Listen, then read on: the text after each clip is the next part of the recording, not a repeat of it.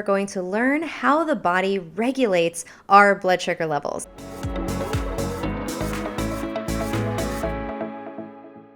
Hi, I'm Dani Hamilton. Welcome to my channel. I am a nutritional therapist and blood sugar specialist. The body regulates our blood sugar with a lot of different hormones. So one of the main hormones that actually lowers our blood sugar is insulin. And the way it works is this. We eat some food and the amount of sugar in our body, in our blood, starts to rise. And remember I said that the body doesn't like blood sugar too high or too low, so it wants to get the blood sugar back in that Goldilocks range. So what the body is going to do if you don't have type 1 diabetes is that your pancreas is going to understand, oh, the blood sugar is rising, and it's going to secrete a hormone called insulin. And insulin's job is to take the sugar out of the blood and put it into the cells of the body so it can be used to make energy. So it might put it in some muscle cells or the liver cells or the brain cells, etc.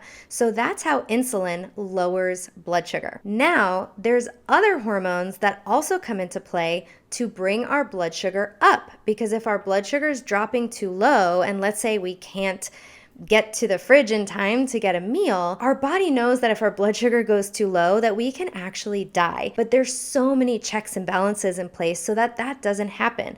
And so one of the biggest group of hormones that come in that help raise our blood sugar are stress hormones. So if the blood sugar is dropping too low, the body might secrete a bunch of stress hormones to create new blood sugar, and this will bring the blood sugar back up to normal, or in this normal happier range for the body. So you might notice sometimes if you are sleeping and you wake up and your heart is pounding, you feel like you have an adrenaline rush. That is usually from a blood sugar crash, because that blood sugar dipped too low and now your adrenals have to come in and pump you with stress hormones to get your blood sugar back up to the normal range. And this doesn't feel very good. And that's not a really good way for us to be living. We want our body to switch fuel sources much easier than that. But that's not what this video is about today. When we eat, our blood sugar goes up, especially when we eat foods like carbohydrates and sugars.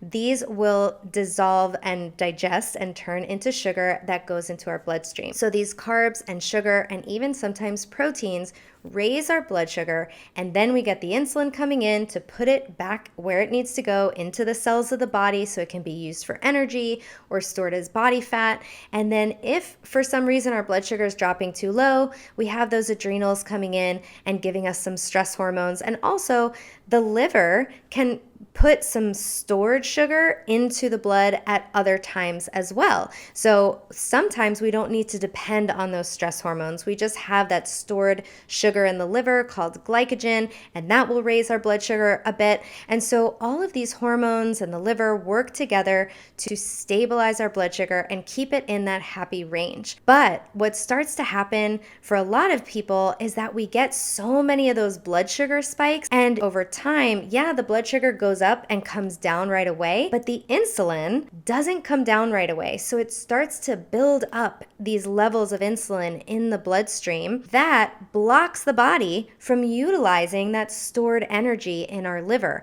It also blocks our body from utilizing stored body fat to keep us energized and give us energy between meals and overnight. And so now we can see that if we have these high insulin levels from continuously spiking our blood sugar, we're going to have issues with not being able to go long between meals and things like that. And our blood sugar might either crash from too much insulin, or it might start rising over time because the insulin is trying to get the sugar out of the blood, but it can't. It's knocking on the door of the cell, but there's now insulin resistance. It is this insulin resistance that drives our blood sugar to get higher and higher and higher over time, and that's what we really want to avoid. So I hope this helps you understand how our body controls our blood sugar. If you want to learn more about testing your blood sugar and using continuous glucose monitors, make sure you sign up for my free Sugar Savvy program in the description below.